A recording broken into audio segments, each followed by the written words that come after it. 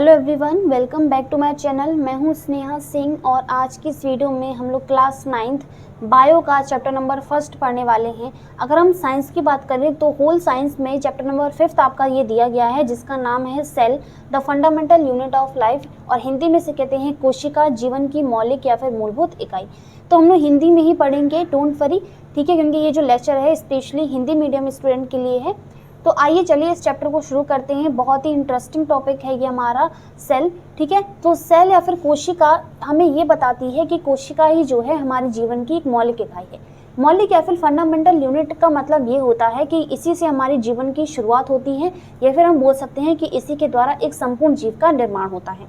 Okay, तो आज का जो चैप्टर है हमारा वो है सेल। ओके, सेल को पढ़ने से पहले कुछ इंपॉर्टेंट चीज़ें, जैसे कि हम लोगों ने लिविंग के बारे में अगर आप लोगों ने पढ़ा है, लिविंग यानी कि जिसे हम लोग सजीव बोलते हैं। लिविंग यानी कि जिसे हम क्या बोलते हैं, सजीव बोलते हैं। और सजीव का अर्थ ये होता है जिसमें क्या होता है, जीवन होता है, यानी कि हम बोल सकते हैं जीवन की जो सभी क्रियाएं हैं वो हो रही हैं, ठीक है। तो उसी को हम लिविंग या फिर सजीव बोलते हैं। अब सजीव जो है वो दो तरह का होता है, या फिर हम बोल सकते हैं कि सजीव को दो भागों में विभाजित किया जाता है। एक तो होता है जंतु और एक होता है पादप, ठीक है, जंतु और पादप। अब क्योंकि ये दोनों ही सजीव कहलाते हैं, तो इसका मतलब ये है कि जब हम लोगों ने, अभी मैंने बताया कि जो सेल या फिर जो कोशिका होती है उसी के द्वारा एक जीव का निर्माण होता है, और ये दोनों ही क्या है, जीव यानी कि या फिर सजीव हैं। और इसीलिए तो ये जंतु और पादप, ये दोनों का शरीर जो है, ये दोनों का जो शरीर है, ये जो शरीर है, या फिर हम बोल सकते हैं पादप और जो जंतु हैं, ये दोनों ही किससे बने हैं, ये बने हैं कोशिका से। और कोशिका के आधार पर कैटेगरी में डिवाइड किया जाता है कि या फिर हम, एक तो होता है हमारा यूनिसेलुलर, कोशिका के आधार पर, या फिर हम बोल सकते हैं कोशिका की संख्या के आधार पर जो जीव होता है उसे दो भागों में बांट दिया जाता है। अभी पादपों की बात हम नहीं कर रहे हैं, पादप जो है एक बहुकोशिकीय जीव है, और जंतु में भी जो एनिमल्स होते हैं वो बहुकोशिकीय जीव हैं। लेकिन एक नया टाइप होता है जिसे हम यूनिसेलुलर ऑर्गेनिज्म बोलते हैं, यानी जिसे हम बोलते हैं एक कोशिकीय जीव, ठीक है। तो कोशिका की संख्या के आधार पर दो तरह के जीव होते हैं, एक होता है एक कोशिकीय जीव, दूसरा होता है बहुकोशिकीय जीव। एक कोशिकीय जीव और बहुकोशिकीय जीव, ठीक है, किसके आधार पर, कोशिका की संख्या के आधार पर।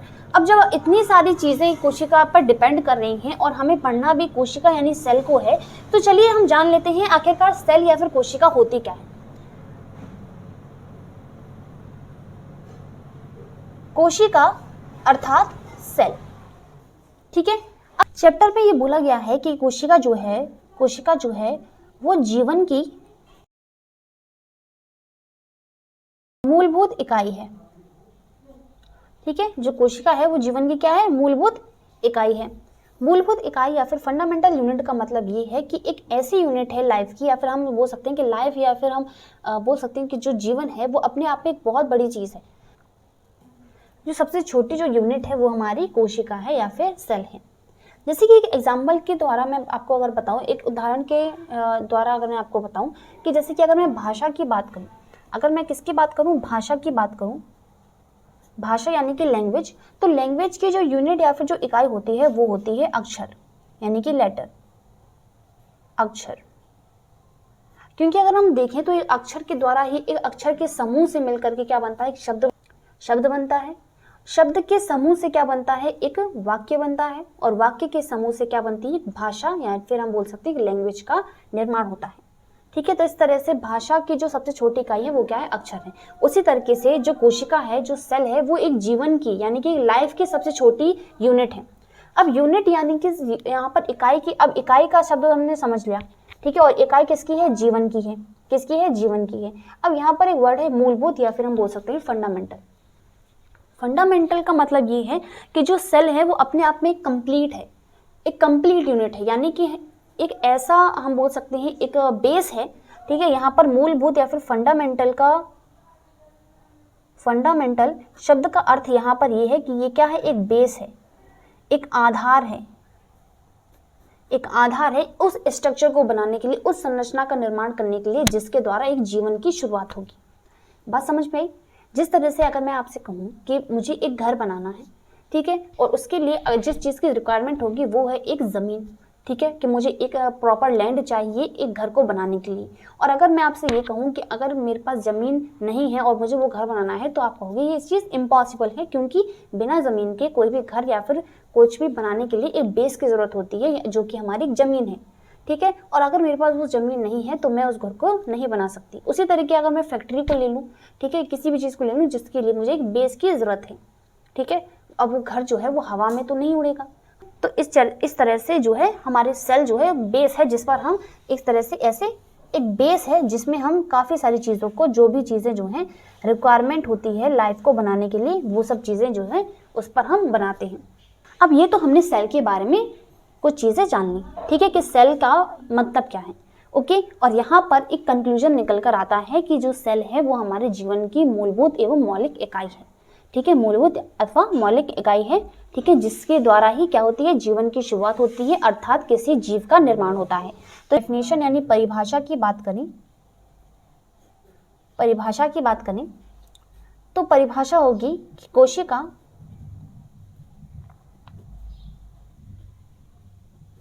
जीवन की मूलभूत इकाई है,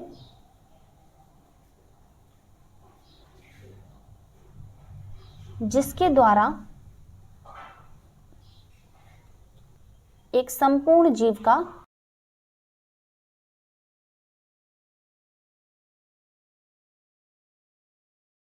निर्माण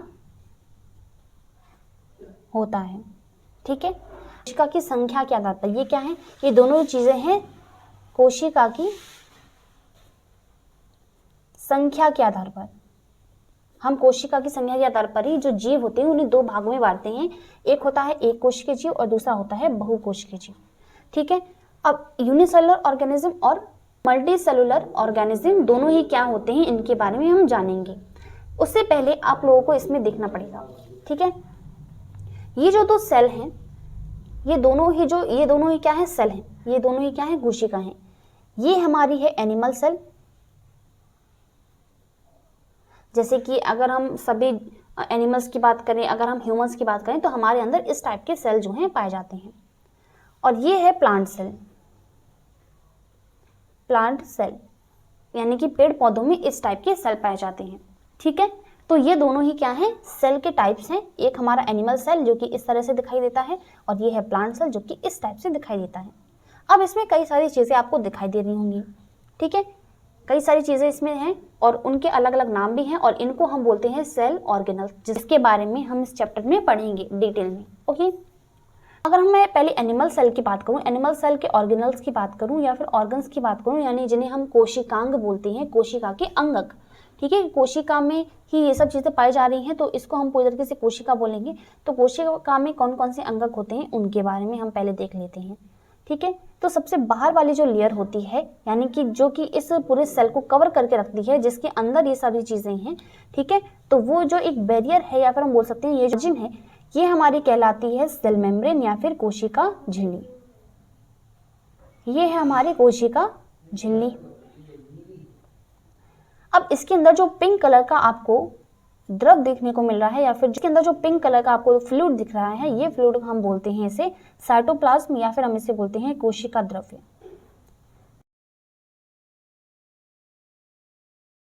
इसके बाद ये स्ट्रक्चर है जिसे हम लोग बोलते हैं तारकाय। इस चीज को हम बोलते हैं वैक्यूल्स या फिर रसधानी, इसे हम बोलते हैं माइटोकॉन्ड्रिया या फिर सूत्रकणिका। जैसे हिंदी में भी इसे माइटोकॉन्ड्रिया ही बोलते हैं। इन्हीं अंगकों के बारे में हम लोग डिटेल में जानेंगे इस चैप्टर में। Okay, so don't worry. ये जो ग्रीन स्ट्रक्चर्स हैं इनको हम बोलते हैं लाइसोसोम। अब इसके बाद ये जो संरचना है इसको हम लोग बोलते हैं एंडोप्लाज्मिक रेटिकुलम, इंग्लिश में बोलते हैं, और वैसे हम लोग इसे बोलते हैं अंतःप्रद्रव्य जालिका। ओके, अंतःप्रद्रव्य जालिका। और जिसके ऊपर क्या ये जो ब्लैक जो स्ट्रक्चर है ये है राइबोसोम। ठीक है, एंड लास्ट वन एंड सबसे इंपॉर्टेंट जो पार्ट है जो कि सेल डिवीजन में भाग लेता है, अब सेल डिवीजन को भी हम पढ़ेंगे, सो डोंट वरी। तो ये जो बीच में सबसे बड़ा और जो हमारा स्फेरिकल स्ट्रक्चर है उसे हम बोलते हैं न्यूक्लियस या फिर केंद्रक, और इसके अंदर ये जो पार्ट होता है इसे हम बोलते हैं केंद्रिका। इसके अंदर का जो भाग है इसे हम बोलते हैं केंद्रिका, जो कि केंद्रक का ही भाग होता है। ठीक है, इसको हम बोलते हैं केंद्रिका। तो हम लोग देख लेते हैं प्लांट सेल की। ठीक है, अब प्लांट सेल में भी इसी तरीके से टाइप्स अलग अलग होते हैं। इसमें भी हमारे सेल मेम्ब्रेन पाई जाती है, लेकिन सेल मेम्ब्रेन यानी कि कोशिका झिल्ली के बाहर एक और लेयर पाई जाती है, जैसे ये ब्लैक, ये जो ग्रीन कलर की लेयर है ना, इसे हम बोलते हैं कोशिका भित्ति। अब इसके अंदर भी है ना ब्लू कलर की स्ट्रक्चर सेल मेम्ब्रेन जो यहाँ पर है, यहाँ पर भी पाई जाती है। बस यहाँ पर जो है 2 लेयर्स पाई जाती है, यानी कि हम प्लांट सेल की बात करें तो इसमें कोशिका झिल्ली और कोशिका भित्ति पाई जाती है, और एनिमल सेल में सिर्फ कोशिका झिल्ली पाई जाती है। ओके, यहाँ पर एक मिसिंग हो रहा था, यहाँ पर ये जो स्ट्रक्चर है ना, इसको हम लोग बोलते हैं गोल्जी काय। ठीक है, गोल्जी काय बोलते हैं। ओके, तो अब यहाँ पर कंप्लीटली ऑर्गन्स हो गए हैं। यहाँ पर इसे हम बोलते हैं कोशिका भित्ति, यानी कि जो चारों तरफ से ग्रीन कलर की स्ट्रक्चर है इसको कोशिका भित्ति। यहाँ पर भी हमारा गोल्जी बॉडी पाया जाता है, तो ये स्ट्रक्चर है गोल्जी बॉडी या फिर गोल्जी काय। ये है गोल्जी काय। ये एक नई संरचना देखने को मिल रही है हमें प्लांट सेल में, जिसको हम बोलते हैं हमारा क्लोरोप्लास्ट या फिर हरित लवक। ये है हरित लवक। ओके, ग्रीन ग्रीन कलर के जो दिख रहे हैं इनको हम बोलते हैं हरित लवक।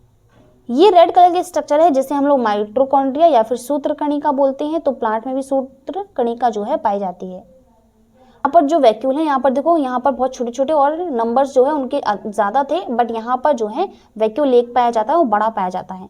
ठीक है, तो ये है वैक्यूल या फिर रसधानी।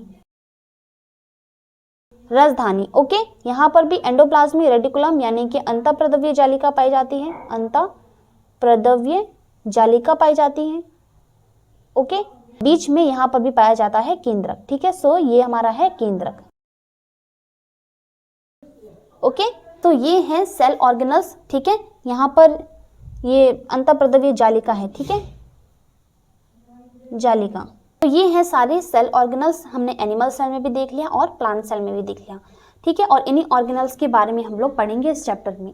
ओके, सो अभी हम लोगों ने क्या देखा, अब यहाँ पर आ जाओ। हम लोगों ने देख लिया कि लिविंग जो होते हैं वो 2 कैटेगरीज में डिवाइडेड होते हैं, एक जंतु यानी कि एनिमल और दूसरा पादप यानी कि प्लांट्स। इन दोनों की ही जो बॉडी यानी कि जो शरीर होता है वो बना होता है कोशिका से यानी कि सेल से। सेल के नंबर्स के अकॉर्डिंगली अगर हम बात करें, उसके बेसिस पर अगर हम बात करें, तो जो जीव यानी कि जो ऑर्गेनिज्म होता है वो 2 कैटेगरीज में डिवाइडेड होता है। एक होता है एक कोशिकीय जीव और दूसरा बहुकोशिकीय जीव यानी कि यूनिसेलुलर ऑर्गेनिज्म, और दूसरा होता है मल्टी सेलुलर ऑर्गेनिज्म। ठीक है, ये किसकी बेसिस पर है, कोशिका की संख्या के आधार पर। अब जो कोशिका है उसको कंप्लीटली हम बोलते हैं ये क्या है, जीवन की मूलभूत इकाई है या फिर मौलिक इकाई है, जिसका मतलब ये है कि जो कोशिका है वो सबसे छोटी यूनिट है, या फिर हम बोल सकते हैं कंप्लीटली ऐसी यूनिट है जिस पर हम लाइफ को बना सकते हैं। और जो सेल है वो खुद में क्या है, कंप्लीट है।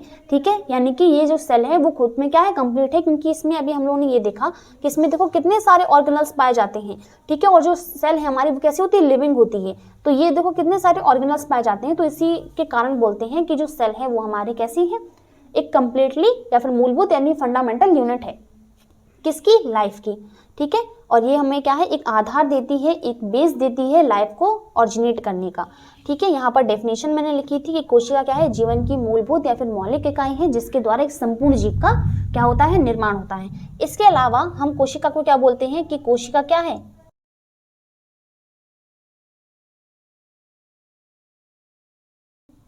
और संरचनात्मक यानी कि स्ट्रक्चरल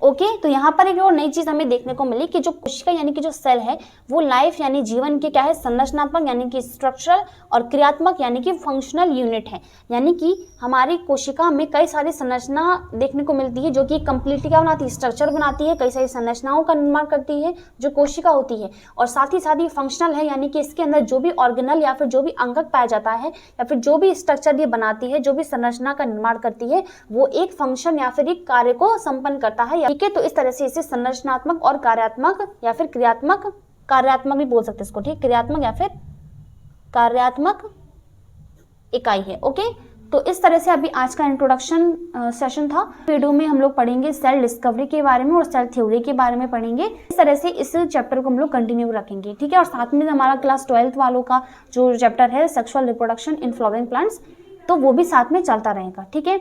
उम्मीद करती हूँ कि आज के इस लेक्चर में आप लोगों को थोड़ा बहुत समझ में आया होगा कि सेल आखिरकार होता क्या है, ठीक है। अब नेक्स्ट वीडियो में हम लोग इसके नेक्स्ट पार्ट को पढ़ेंगे। सो तब तक के लिए bye bye, take care, thank you so much for watching this video.